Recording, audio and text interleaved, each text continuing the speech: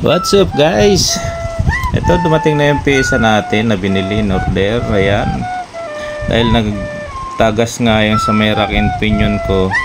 Yun ginawa ko. Kaya lang pagbalik ko naman wala sa line yung manibela. Kaya naputol yung spiral spring dito sa may pinakamanibela. Saka yung airbag nya nakailaw.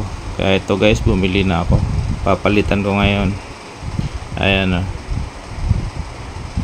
Papalit natin guys. Let's go. At ito guys, tanggalin natin tong airbag. Ayan siya, airbag.